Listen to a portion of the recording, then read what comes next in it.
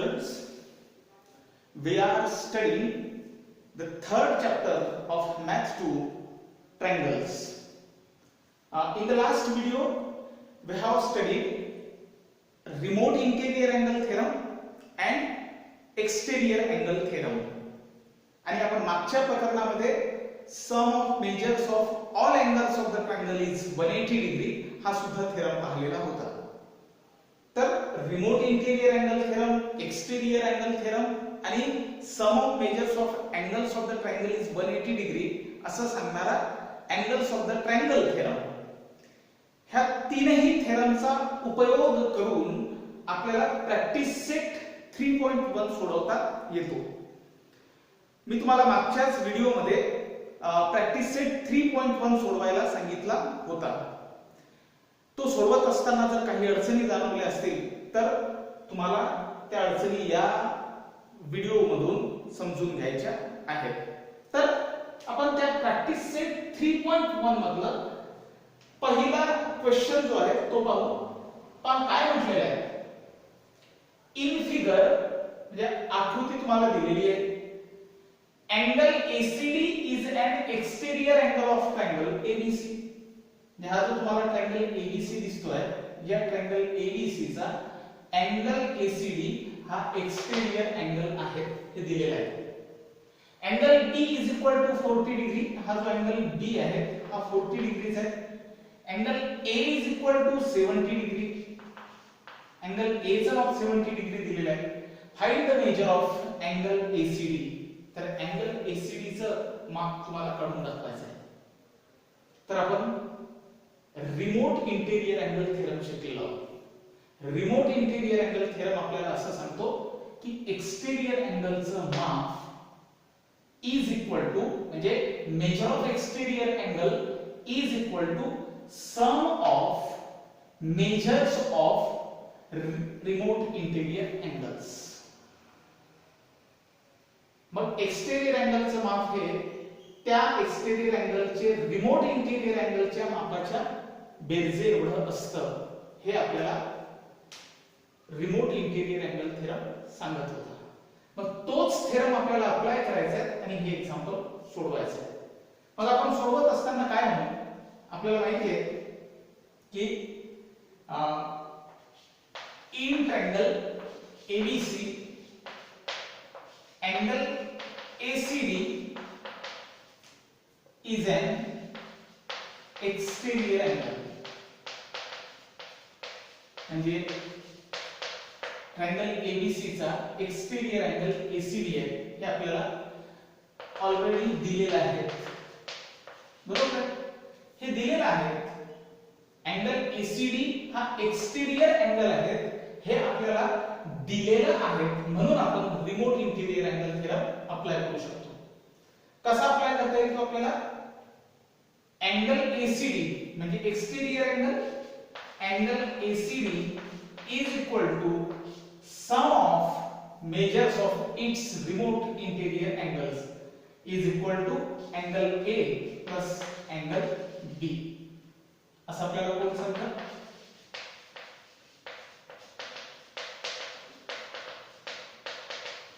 Remote interior angle theorem, remote interior angle theorem हे reason लिहिणं आपल्याला आवश्यक आहे. मग आता हे आपण आपल्याला फॉर्म्युला मिळाला असं आपण मानू आणि आता यामध्ये व्हॅल्यू पुटअप करू. अँगल ACD चं माप तुम्हाला काढून दाखवायचं आहे म्हणून तो जसाच्या तसाच राहील. Is equal to angle A चं माप आहे 70 डिग्री प्लस अँगल B चं माप आहे 40 degree. Therefore angle ACD is equal to 70 plus 40 is equal to 110 degree. म्हणजे अँगल ACD म्हणजे एक्सटेरियर अँगल चं माप होईल 110 डिग्री. एवढ्या सहजतेने आपल्याला एक्झाम्पल सोडवता येतं. क्वेश्चन नंबर 2 पहा काय म्हणतो. इथे म्हटलेलं आहे की इन ट्रायंगल PQR म्हणजे एक ट्रायंगल PQR आहे.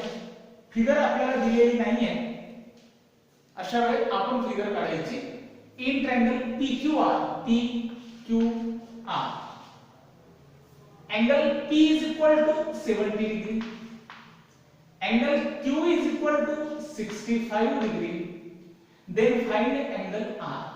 तर हा जो एंगल आर आहे या एंगल आर चं माप काढून दाखवायचं आहे. सहज आपल्याला काढता येईल कारण मागच्या प्रकरणामध्ये आपण जो थेरम शिकलो होतो की sum of measures of angles of the triangle is 180 degree. एका ट्रायंगलचे जे तीनही अँगल असतात त्या तीनही अँगलच्या मापाची बेरीज ही 180 डिग्री असते. बरोबर आहे. त्यापैकी दोन अँगलची माप आपल्याला दिलेली आहे.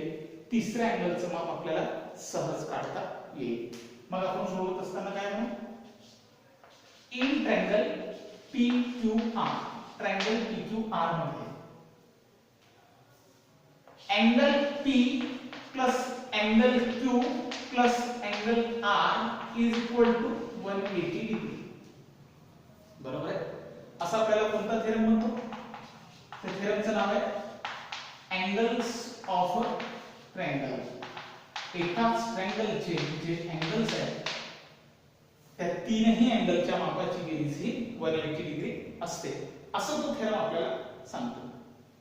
मग आता त्यापैकी अँगल P चं माप किती आहे 70 डिग्री प्लस अँगल Q चं माप आहे 65 डिग्री प्लस अँगल R तर आपल्याला काढून दाखवायचा आहे इज इक्वल टू 180 डिग्री जसंच्या तसंच.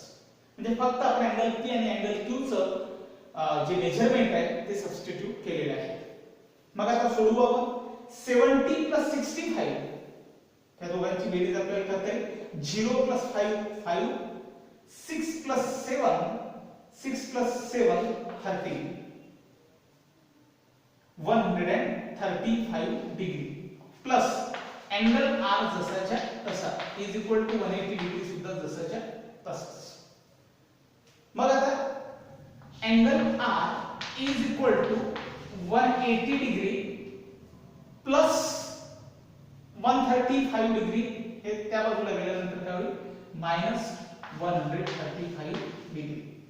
Angle R is equal to subtraction आपल्याला करता येईल 0 5 जात नाही म्हणून 10 5 इथे होईल 7 7 3 4 आणि 1 1 0 म्हणून या ठिकाणी angle R is equal to 45 degree. Angle R चं माप काय असेल 45 डिग्री. या पद्धतीने आपल्याला अँगल R चं माप मिळालं.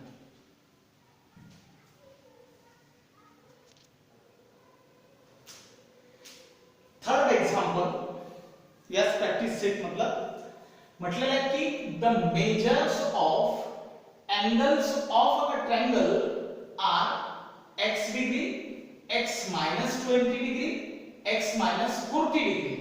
म्हणजे एक ट्रायंगल आहे त्या ट्रायंगलचे जे तीन अँगल आहेत त्या तीनही अँगलचे माप आपल्याला कशी दिलेली आहे. एका अँगलचं माप x दुसऱ्याचं माप x minus 20 तिसऱ्याचं माप x minus 40. Find the measures of each angle. तर मग प्रत्येक अँगलचं माप काढा. मग आपण या ठिकाणी एक आपल्याला समजण्यासाठी एक फिगर काढू. ठीक आहे. या फिगरला नाव PQR असं देऊ. PQR असं मानू आपण की अँगल P चं माप काय आहे x डिग्री. अँगल Q चं माप हे x minus 20 degree x minus 20 degree आणि अँगल R चं माप हे x minus 40 डिग्री असं आपल्याला दिलेलं आहे. तीन अँगलचे माप आपल्याला या फॉर्मॅट मध्ये दिलेले आहे. तर प्रत्येक अँगलचं माप काढून दाखवा. म्हणजे ऍक्च्युअल माप आपल्याला काढून दाखवायचं आहे. आपल्याला माहिती आहे इथे सुद्धा आपल्याला अँगल्स ऑफ अ ट्रायंगल म्हणजे एकाच ट्रायंगलचे तीन अँगल्स ज्यांची बेरीज ही 180 डिग्री असते हेच आपल्याला अप्लाय करावं लागेल. मग कसं सोडवायचं. इथे फिगर वगैरे आपल्याला काहीच दिलेली नव्हती त्यामुळं आपण सुरुवातीला म्हणू की let in triangle PQR triangle PQR मध्ये angle P is equal to x degree angle Q is equal to x minus 20 degree घेतलेले आहेत आपण. angle R is equal to x minus 40 degree घेतलेले आहे. ठीक आहे. हे आपण कन्सिडर केलेल्या व्हॅल्यू आहे, कारण ट्रायंगल PQR सुद्धा तिथे नव्हता. मग आता आपण सोडवायला सुरुवात करू. नाव इन ट्रायंगल PQR मध्ये आपल्याला माहिती आहे की ट्रायंगल PQR मध्ये त्या ट्रायंगलच्या तीनही अँगलच्या मापाची बेरीज ही किती असायला पाहिजे? 180 डिग्री. म्हणून आपण म्हणू angle P plus angle Q plus angle R is equal to 180 degree. Theorem कोणता वापरला आपण? अँगल्स ऑफ अ ट्रायंगल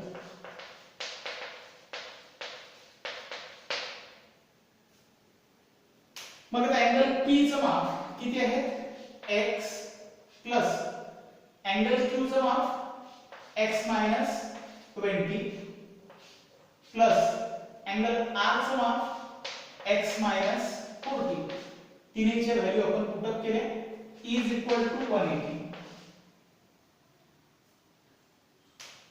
हे ब्रॅकेट वगैरे जे दिलेले आहे ते आपण काढू. x प्लस प्लस चिन्ह असल्यामुळे x plus x minus 20 plus x minus 40.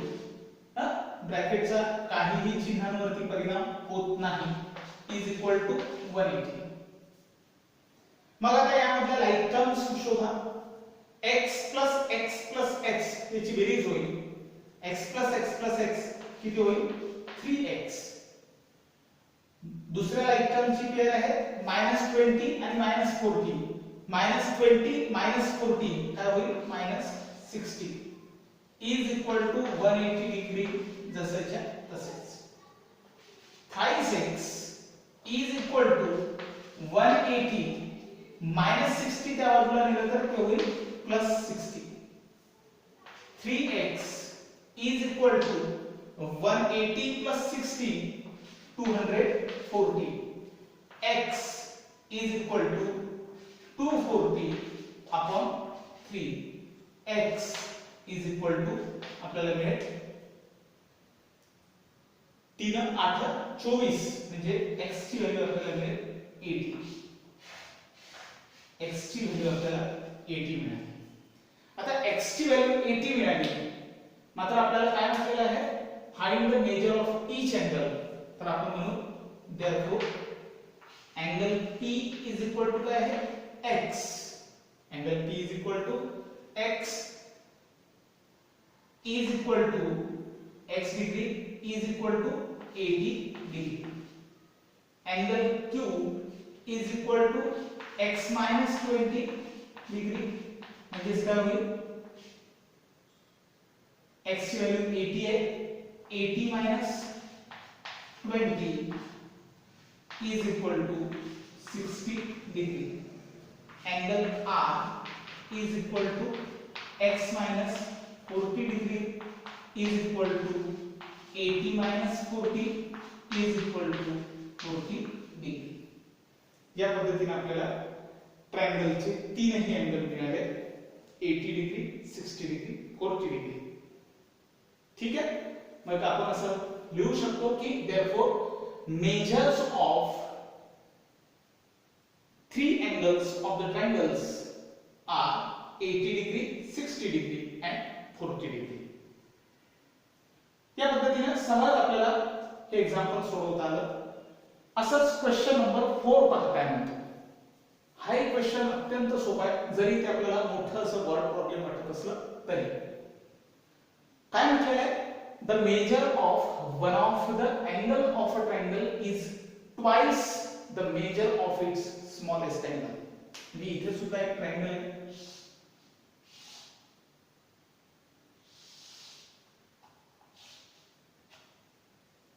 ठीक आहे.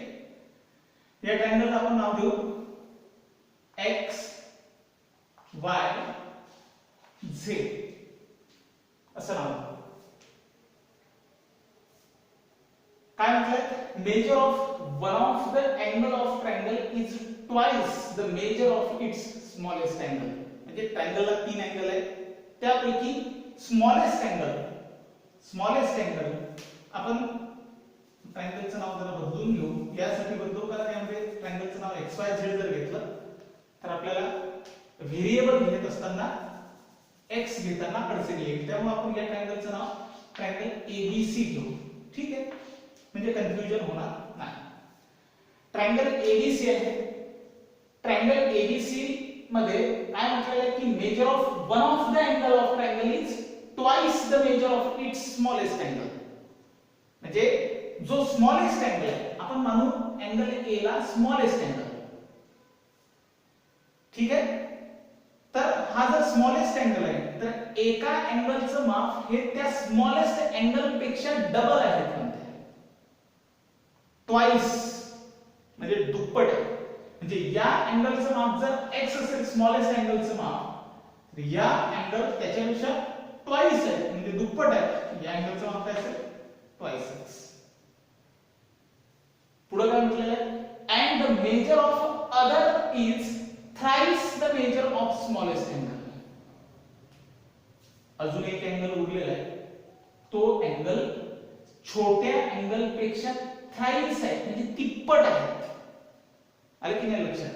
म्हणजे हा अँगल स्मॉलेस्ट अँगल जर x आहे तर तो जो अँगल आहे तो थ्राइस x आहे.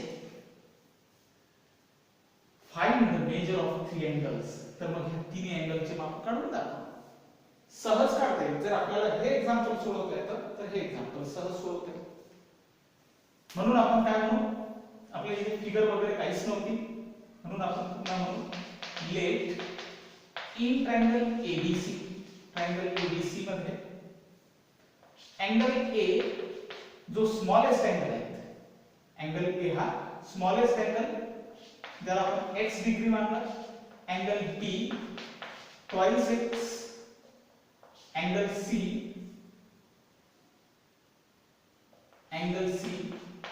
Thrice x. आता आपण नाव in triangle ABC, triangle ABC च्या तिन्ही अँगलच्या मापाची बेरीज angle A plus angle B plus angle C is equal to 180 degree. पुन्हा कारण असेल angles of a triangle, angles of the triangle.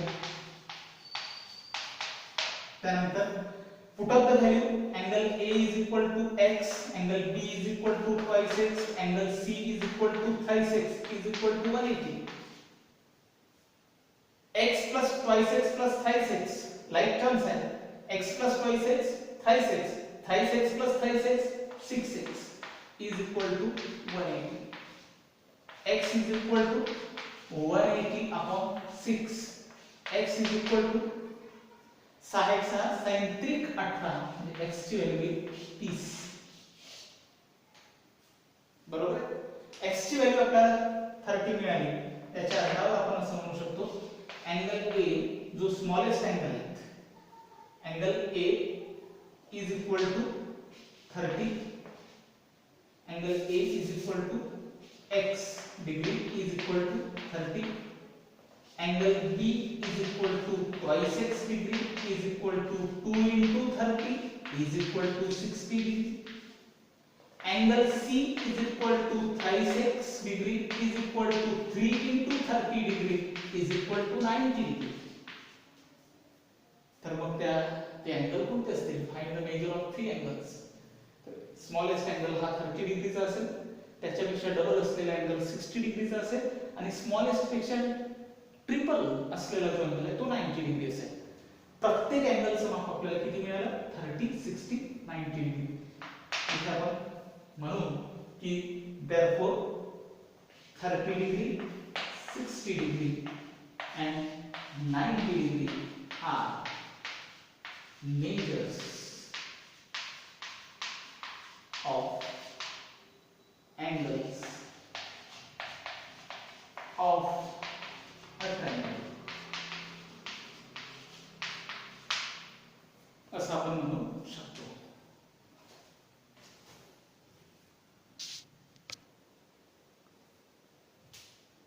Question number 5. इथे पहा काय म्हटलेलं आहे की इन फिगर तुम्हाला दिलेली आहे. म्हटलेलं आहे की measures of some angles are given using the measures. पहा काय म्हटलेलं आहे in figure measures of some angles are given म्हणजे काही अँगलची मापं तुम्हाला दिलेली आहेत. जसं अँगल TEN 100 डिग्री आहे, अँगल EMR 140 डिग्री आहे आणि XYZ हे सुद्धा तीनही इंटेरियर अँगल जे आहेत ट्रायंगलचे त्याचे ते आपल्याला अगदी व्हेरिएबल मध्ये XYZ असं दिलेलं आहे. तर म्हटलेलं आहे की युजिंग द मेजर्स, हे जे मापं दोन दिलेली आहेत याचा उपयोग करून find the values of X, Y and Z. कसं काढता येईल मला सांगा. जे सोपं वाटतंय त्या व्हॅल्यू पहिल्यांदा काढून घ्या. अँगल EMR 140 डिग्रीचा आहे, अँगल EMN काढता येईल. हे दोन्ही अँगल कोणते अँगल आहे? Angles in linear pair. हा जर अँगल 140 चा आहे तर अँगल Z हा 40 डिग्रीचा असेल, कारण आपल्याला माहिती आहे की लिनियर पेअर ऑफ अँगल दोन्ही अँगलच्या मापाची बेरीज ही 180 डिग्री असते. ठीक आहे. त्याच पद्धतीने अँगल TEN आणि अँगल NEM हे सुद्धा दोन्ही अँगल अँगल्स इन लिनियर पेअरच आहेत. इथे अँगल Y चे सुद्धा माप तुम्हाला मिळतं. मग एकदा की अँगल Z चं आणि अँगल Y चं माप मिळालं की मग ट्रायंगल ENM चा विचार करा. फक्त ट्रायंगल ENM चा. ह्या ट्रायंगल ENM मध्ये दोन अँगलची मापं जर तुम्हाला माहिती आहेत Y आणि Z तर X चं माप सुद्धा तुम्हाला सहज काढता येतं. मग आता नेमकं एक्झाम्पलची मेथड तुमच्या लक्षात आली, कसं जायचं हे लक्षात आलं. आता नेमकी मांडणी आपण कशी केली पाहिजे ते जरा बघा. आपल्याला माहिती आहे की angle EMN angle EMN plus angle EMR is equal to 180 degree. कारण आपल्याला माहिती आहे angles in linear pair, angles in linear pair. बरोबर. मग आता अँगल EMN म्हणजेच काय झालं Z प्लस अँगल EMR हा 140 आहे इज इक्वल टू 180. म्हणजेच काय होईल Z is equal to 180 minus 140. ठीक आहे. Z इज इक्वल टू 180 मधून 140 गेले 40. अँगल Z चा माप तुम्हाला मिळेल किंवा Z बरोबर काय होईल 40. त्यानंतर दुसरं काढायचं आपल्याला Y, ते पण याच पद्धतीने काढता येतं. नाव angle TEN plus angle NEM हे दोन्ही angle angles in linear pair आहेत म्हणून मेजर असेल 180 डिग्री. कारण पुन्हा लिहू अँगल्स इन लिनियर पेअर. पुन्हा अँगल TEN कितीचा आहे 100 प्लस अँगल NEM म्हणजेच Y is equal to 180. Y is equal to 180 minus 100. Y is equal to 180 मधून 100 गेले काय 80. Y चे माप सुद्धा 80 मिळालं. आता Z चे माप मिळालं, Y चे माप मिळालं. आता X चे माप सहज काढता येईल. Now in triangle ENM triangle ENM मध्ये तिन्ही अँगलच्या मापाची बेरीज किती होईल 180 डिग्री. म्हणजे angle NEM plus angle EMN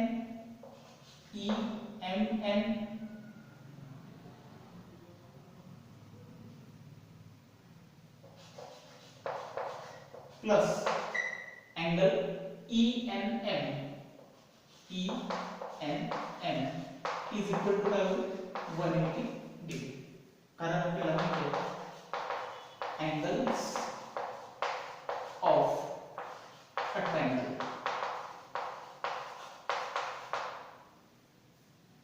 angle NEM